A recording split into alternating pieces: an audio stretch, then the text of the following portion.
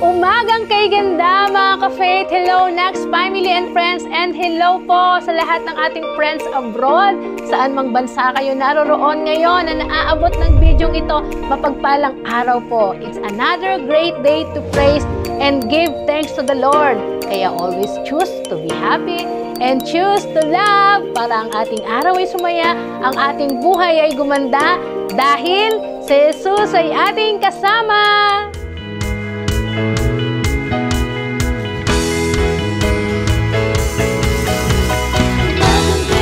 Jesus ang kasama, umagang kay ganda si Jesus ang kasama, umagang kay ganda si Jesus ang kasama, na kasama na si Jesus ang kasama na.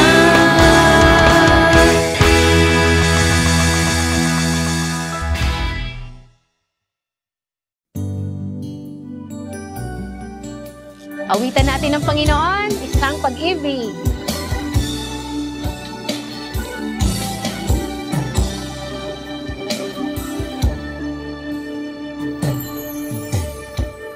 Ang pag-ibig ng Diyos sa atin ay di nagmamaliw, di nagbabago, tapat, wagas at totoo. Ang pag-ibig niyang dalisay sa akin at sa iyo, atin ang ibahagi ang pag-ibig ni Kristo. Isang pag-ibig na magbubuklod sa atin, nagbibigay liwanag sa mga naninimdim.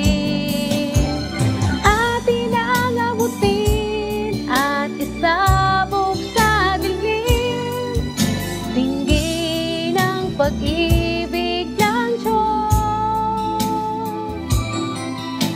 pag-ibig niya sa atin.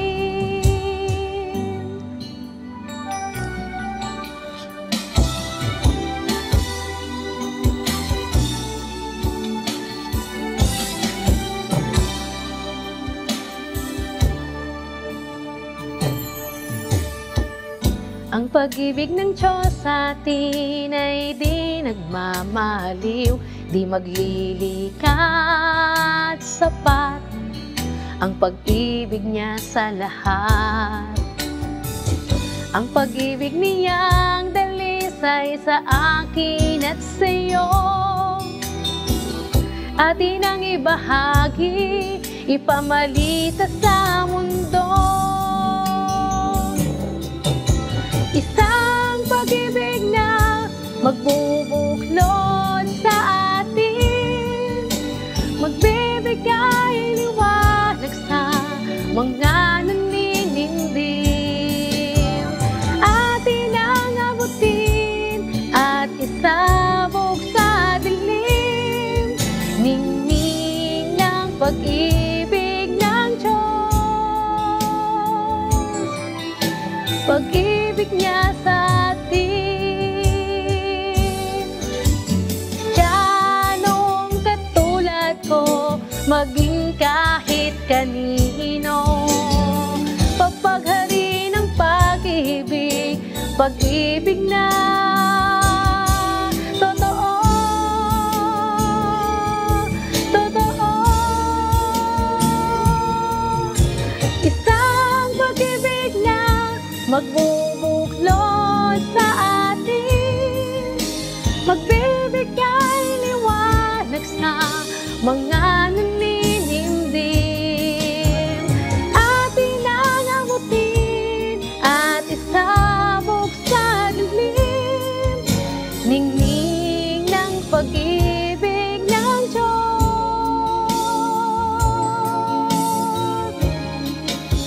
pag-ibig niya sa atin.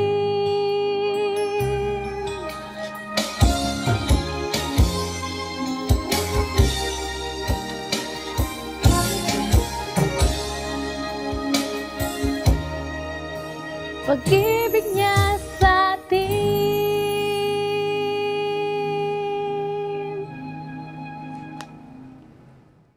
Amen. Purihin po ang Panginoon sa mensahe ng awit na ating napakinggan. Nais ko pong basahin ang pagbabatayan ng ating mensahe, maikling mensahe sa umagang ito, mula po sa Colossians chapter 3 verses 14 to 15. Ganito po ang sinasabi. At higit sa lahat, taglayin ninyo ang pagmamahalan, na siyang nagbubuklod sa lahat ng ganap na pagkakaisa. Paghariin ninyo sa inyong puso ang kapayapaang kaloob ni Kristo, sapagkat iyan ang dahilan kung bakit kayo tinawag sa iisang katawan. Magpasalamat kayong lagi. Amen. Purihin ang Panginoon. Oh, I love you with the love of the Lord. Yes, I love you with the love of the Lord. I can sing in you the glory of our King. Oh, I love you with the love of the Lord. Nakakamiss ang awiting iyan na ating inaawit tuwing tayo ay magkakatipon sa pagsamba at tayo ay magbabatian. Mahalin ng kapatid, gaya nung kung paano natin iniibig ang ating sarili at iniibig ang Panginoon. Ang pag-ibig ang nagbubuklod sa atin. Sa isang tahanan o sa isang iglesia, marami tayong differences, pagkakaiba, may pagkakaiba tayo ng pananaw at mga pamamaraan. Dumarating din yung time na meron tayong mga pagtatalo-talo, pero sa kabila ng marami nating pagkakaiba, meron tayong common na siyang nagbubuklod sa atin. At ano ito? Ang ating pag-ibig sa Panginoon. We go to church because we love God. We serve in the church because we love God. And we love the church dahil mahal natin ang Panginoon. Ang tagubilin ni Apostol Pablo sa mga taga-Kolosas, papaghariin nila ang pag-ibig sapagkat ito ang magbubuklod, ang magkakaisa sa kanila at lagi rin daw nilang taglayin ang kapayapaang mula kay Kristo. Ang simbahan ay hindi binubuo ng mga taong perpekto. Alam ni Pablo iyan na sa tuwina ay kailangang paalalahanan ang kanyang mga kapatid sa salitang ito. Gaya rin ng sa kapanahunan natin ngayon, ang ating simbahan ay binubuo kinabibilangan ng mga taong hindi perpekto, hindi ganap, maraming mga differences among member, hindi rin po perpekto ang inyong mga manggagawa. Kaya ang laging tagubilin sa atin ng Biblia, above all these things, put on love. Paghariin lagi natin ang pag-ibig at piliin ang kapayapaan kaysa pagtatalo-talo o anumang diskusyon. Hindi automatic ang pag-ibig kahit na nga sa ating mga Kristiyano dahil minsan mas pinipili natin ang ating mamahalin at pakikitaan ng kabutihan. Pinipili lang natin ang para sa atin ay taong mga kaibig-ibig. At kinamumuhian natin ang mga taong hindi natin gusto o hindi natin ka-jive o hindi kapareho nating mag-isip. Kaya ang laging paalala sa atin ng salita ng Diyos, love one another. Love even those who hurt you. Love even your enemy. Mga kapatid, love is not an optional or minor command for believers. Ito ay utos. Sa John chapter 15 verse 12, and 17 din, sabi doon, this is my commandment, that you love one another, just as I have loved you. 17 sabi niya, this I command you, that you love one another. Magmahalan kayo, magmahalan tayo. Maraming beses nating mababasa sa Bible kung paano binibigyang diin na mahalin natin ang ating kapwa, gaya ng pagmamahal natin sa ating sarili. At na ang pagmamahal natin sa ating kapwa ay kapahayagan ng ating pagmamahal sa Diyos na hindi natin nakikita. Love is not just an idea, mga kapatid. Hindi siya isang kaisipan lang o damdamin. Dapat siyang nakikita sa ating mga gawa. Our love must be an action word. At isa daw po sa pinakamahirap na utos patungkol sa pag-ibig ay ang ibigin ng iyong kaaway. Or hindi man kaaway, ay yung mahalin na lang yung mga taong unlovable, mga taong hindi kaibig-ibig kasi nakakainis yung kanilang pag-uugali. Bakit ba natin kailangang gawin ito? Pwede bang iwasan na lang yung mga taong ganon para iwas stress? Kaya kapag ang kinaiinisan mo at ang difficult person na tinutukoy mo ay yung boss mo, mas gugustuhin mong mag-resign na lang. Pag kliyente mo naman, hindi mo na lang tatanggapin. O di kaya pag pastor o diakonesa naman, ang unlovable para sa'yo, hindi ka na lang muna magsisimba o lilipat ka na lang muna ng simbahan. Kapag kasamahan mo naman sa simbahan, lagi mo na lang iiwasan at hindi iaabot ang kamay at iiwas ng tingin tuwing kinakanta nyo yung "Oh, I love you with the love of the Lord." Bakit ba natin kailangan gawin ito? Sa simpleng dahilan, mga kapatid, because it is God's commandment. Utos ito ng Panginoon na dapat natin sundin. Si Apostol Pablo sa kanyang letter sa taga-Roma, ang tagubili niya tungkol sa ating kaaway ay ganito. Sabi niya doon, sa halip, kung nagugutom ang iyong kaaway, pakainin mo. Kung nauuhaw, painumin mo. Sa gayon ay magbubunton ka ng mga baga sa kanyang ulo. Huwag kayong magpadaig sa masama, kung di daigin ninyo ng mabuti ang masama. Amen. Alam ko pong hindi madaling gawin na ibigin ng kaaway para sa ating mga tao.